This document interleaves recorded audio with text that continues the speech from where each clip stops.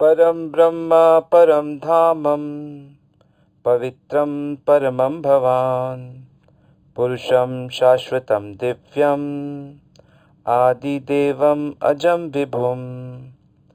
तो आज भगवद गीता के 10वें अध्याय का 12वां श्लोक है और ये श्लोक अर्जुन कह रहे हैं। तो भगवान ने अर्जुन को 4 इतने महत्वपूर्ण श्लोक सुनाए कि उन श्लोकों को सुन के अर्जुन का डाउट्स, उसकी समस्याएं लगभग समाप्त हो गई और अर्जुन बहुत आनंद में आ गए। और इसलिए वो क्या कह रहे हैं कि हे कृष्ण, आप परब्रह्म हैं।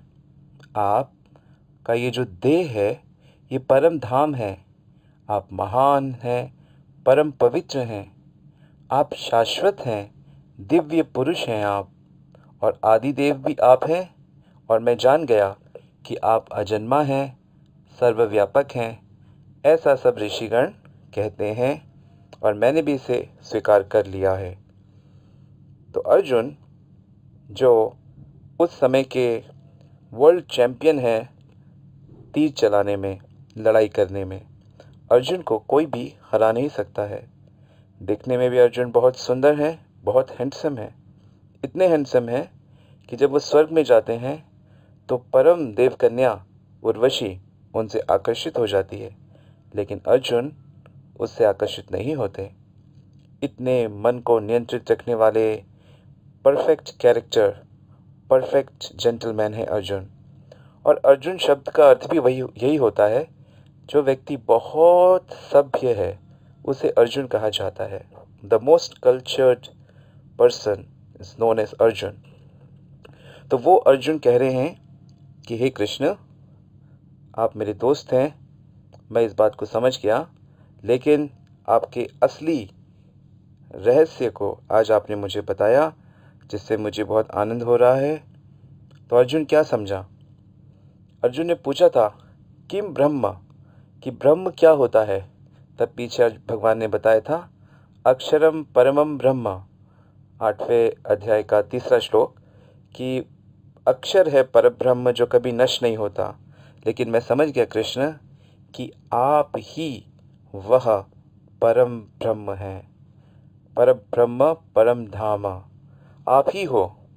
तो भगवत गीता इस बहुत बड़े रहस्य को हमारे सामने रखती है कि लोग अक्सर ये जानना चाहते हैं कि भगवान कौन है, कैसे हैं, क्या हमारे जैसे हैं या कुछ अलग ही उनका स्वरूप है। यहाँ तक कि बहुत से लोग तो, और बहुत से ग्रंथ भी यही कहते हैं कि नहीं, भगवान का कोई स्वरूप है ही नहीं। अरे मनुष्य भगवान की आकृति सोचते हैं तो वो अपने ही जैसे किसी एक सुंदर व्यक्ति को भगवान घोषित कर देते हैं। यह मनुष्य की चेतना है। अगर कोई मछली भगवान को बनाएगी तो वो एक सुंदर मछली को बना देगी। तो इस प्रकार का सिद्धांत भी लोग सामने रखते हैं, परंतु ऐसी बात नहीं है। अगर आप ग्रंथों को पढ़ें तो उसमें बताया गया है कि भगवान हर योनि में ही लगभग अवतार लेते हैं। भगवान कच्छप बन के अवतार लेते हैं, भगवान मत्स्य अवतार लेते हैं, भगवान नृसिंह अवतार लेते हैं, भगवान घोड़े के रूप में हयग्रीव अवतार लेते हैं, यहाँ तक कि भगवान वराह अवतार भी लेते हैं, शूकर का रूप भी धारण करते हैं। तो ऐसी कोई बात नहीं है कि भगवान केवल मनुष्य के ही योनि में प्रकट होते हैं, पर हर योनि में, हंस की योनि में प्रकट होते हैं और अनगिनत उनके अवतार होते हैं। तो भगवान की जहाँ इच्छा होती है, जैसी आवश्यकता होती है, इस प्रकार के अवतार ग्रहण करते रहते हैं और उनके सारे अवतार हमेशा रहते हैं। ऐसा नहीं कि वो प्रकट हुए और फिर अप्रकट हो गए, गायब हो गए, फिर आप उनसे मिल नहीं सकते। नहीं, वो इस रूप में, उनके सारे रूप नित्य वास करते हैं। तो अर्जुन ने श्री कृष्ण को परम भगवान के रूप में, परम व्यक्तित्व, दिव्य पर्सनालिटी के रूप में ग्रहण किया, स्वीकार किया। और इससे ये बात भी पुष्ट होती है कि आत्मा, यानी कि जीव आत्मा, जैसे कि हम सब लोग हैं, हमसे भगवान भिन्न हैं। भगवान परमात्मा हैं, हम जीवात्मा हैं। हम आम तटस्थ शक्ति के अंश हैं और वो हमारे अंश ही हैं। वो भगवान हैं, वो मालिक हैं कृष्ण, और हम उनके सेवक दास हैं। तो हम में ये भेद है, ये भिन्नता है, लेकिन गुण में भी हम एक जैसे हैं। जो गुण उनके अंदर हैं वही गुण हमारे अंदर भी हैं, लेकिन उसकी मात्रा में बहुत फ़र्क है। हम लोग अणु हैं, हमारे अंदर बहुत छोटी मात्रा में गुण हैं, लेकिन भगवान विभु हैं, अनलिमिटेड हैं, उनके क्वालिटीज़ बहुत बड़ी हैं। अगर हम में सुंदरता है तो वो बहुत छोटी सुंदरता है, और भगवान की सुंदरता इनफाइनाइट है, असीमित है। इसी प्रकार शक्ति, ज्ञान, सब कुछ। तो ये एक बहुत बड़ा भेद भी है, डिफरेंस है, और अभेद भी है, और डिफरेंस नहीं भी है। तो गुणात्मक रूप से हम एक हैं, लेकिन क्वालिटी के हिसाब से, क्वांटिटी के हिसाब से हम में बहुत भेद है। तो ये बात यहाँ से क्लियर होती है। और भगवान परम धाम है। धाम शब्द के बहुत अर्थ होते हैं, जिसमें एक अर्थ देह भी होता है, प्रभाव भी होता है। तो यहाँ पे देह शब्द बिल्कुल ठीक जाएगा कि भगवान आप परम धाम है। आपका ये जो देह है ये परम देह है, और ये है हर चीज़ का सोर्स है। और आपके देह में और आत्मा में कोई फ़र्क नहीं होता। ये एक नया पॉइंट है जो आप सब नोट करें, कि भगवान का जो देह होता है और भगवान की जो आत्मा होती है, ये एक ही चीज़ होती है। परंतु हमारे अंदर हमारा देह अलग है, हमारा देह पंचभूत से बना है, और हमारी आत्मा सच्चिदानंद तत्व से बनी है। तो हाँ, ये इसमें फ़र्क होता है। और बीच में मन, बुद्धि, अहंकार रूपी सूक्ष्म शरीर रहता है। तो हमारा ये भिन्न भिन्न है, लेकिन भगवान का देह ही भगवान की आत्मा है, और भगवान का देह ही उनका मन भी है, उनकी बुद्धि भी है, सब कुछ है। ये चिन्मय देह होता है। इसके विषय में इस समय ज़्यादा समझना मुश्किल होगा, लेकिन हम एक शास्त्र जैसा बताते हैं वैसा आइडिया कर सकते हैं। ये बहुत कमाल का देह होता है। ये हर प्रकार के आनंद इसमें भरा रहता है। और आप परम पवित्र हो हे कृष्ण। परम पवित्र ऐसे हैं कि आपके संपर्क में भी कोई आ जाए तो वह पवित्र होने लगता है। ये हैं भगवान।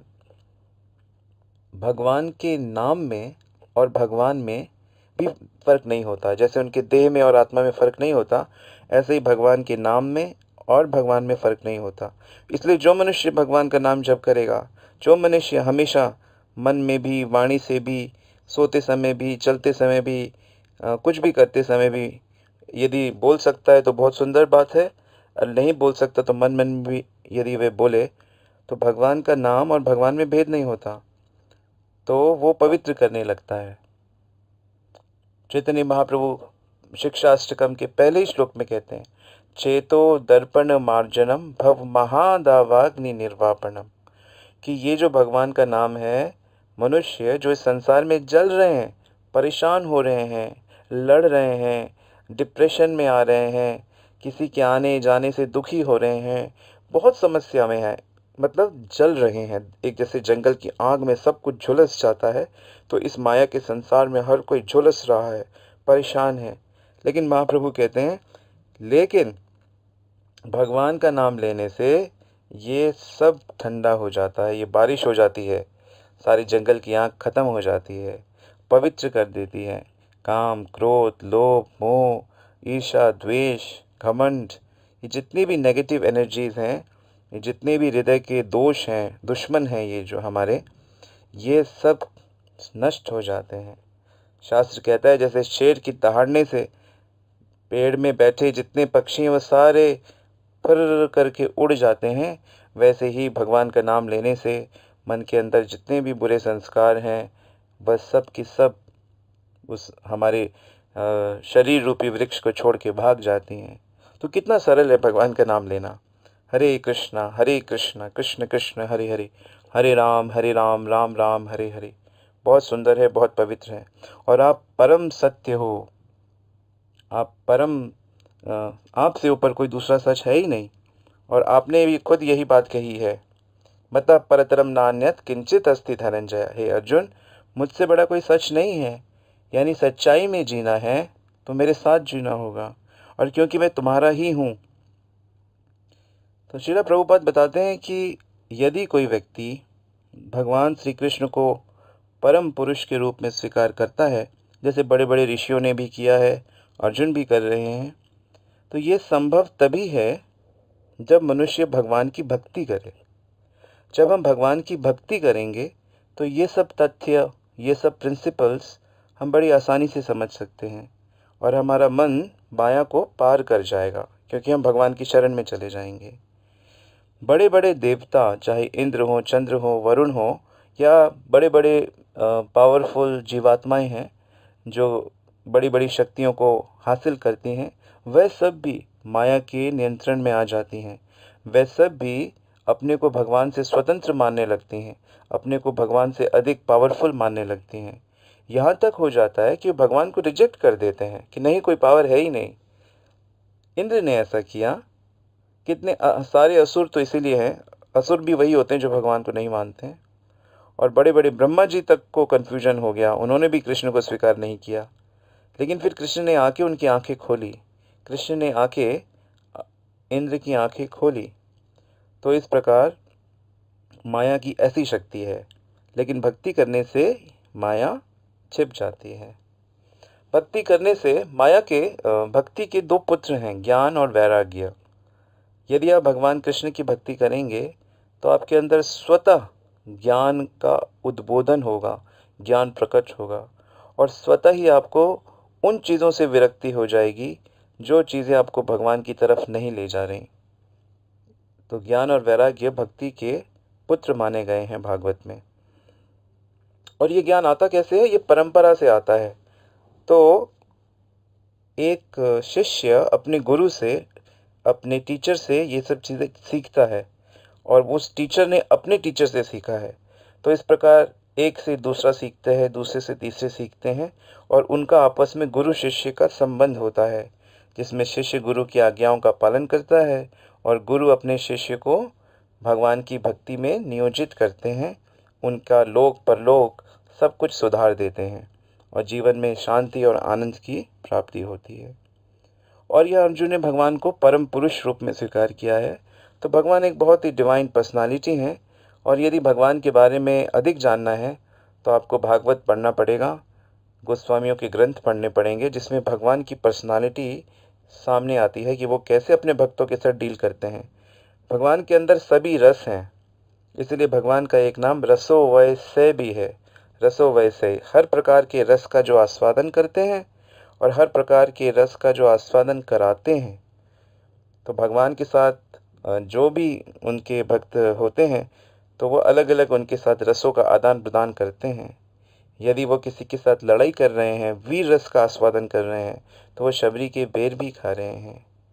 वह किसी मित्र के साथ मित्रता, सुदामा के साथ यदि मित्रता का व्यवहार कर रहे हैं, तो वह फिर गायों के साथ एक अलग ही रस में भगवान आनंद उठा रहे हैं। तो इस प्रकार भगवान की लीला हर समय सबके साथ आनंददायक होती है। यही लीला भगवान अपनी मूर्ति रूप से भी करते हैं, विग्रह रूप से भी करते हैं। तो यदि आपके पास भगवान के विग्रह हैं या नहीं हैं, तो आप चित्रपट रख सकते हैं, फ़ोटो रख सकते हैं, या अपने घर में भगवान के विग्रह की स्थापना करवा सकते हैं और भगवान की सेवा शुरू कर सकते हैं। तो इस प्रकार भी वह मूर्ति आपके साथ रस का आदान प्रदान करने लगती है, आपसे सेवा लेती है, और आपके जीवन में एक नया रस प्रारंभ हो जाता है। तो ये भी भगवान को प्राप्त करने का एक साधन है, भगवान की विग्रह सेवा। लेकिन इस कलयुग में हर सेवा के साथ नाम कीर्तन की सेवा जुड़ी हुई है। इस कलयुग में चाहे आप तीर्थ करें या दान दें, चाहे आप मूर्ति की सेवा करें या भागवत का आयोजन करें, आपको सबके साथ नाम जप कीर्तन रखना होगा। यदि आप आरती भी करते हैं तो उस आरती के बाद भगवान का नाम गाना बहुत आवश्यक है। इसलिए भक्त लोग हरे कृष्ण महामंत्र का इतना अधिक जप और कीर्तन करते हैं, क्योंकि कलयुग केवल नाम आधारा, सुमिर सुमिर नर उतर ही पारा। नवविधा भक्ति नाम हईते पूर्ण होए। 9 प्रकार की जो भक्ति है, जब तक उसमें नाम जप, नाम कीर्तन नहीं जुड़ेगा, तब तक वे पूर्ण नहीं मानी जाती। यही चैतन्य महाप्रभु का आदेश है, यही शास्त्रों का निर्णय है, और यही शिला प्रभुपाद 6 गोस्वामी आदियों का भी निर्णय है। इसलिए हम सबको भगवान के नाम को प्यार करना चाहिए और भगवान का नाम जप कीर्तन बड़ी निष्ठा के साथ, आदर के साथ, प्रेम के साथ करना चाहिए। और भगवान फिर अपने हैं ही, और हम उन्हें अपना मानने भी लगेंगे और परम आनंद में स्थित हो जाएंगे। हरे कृष्णा।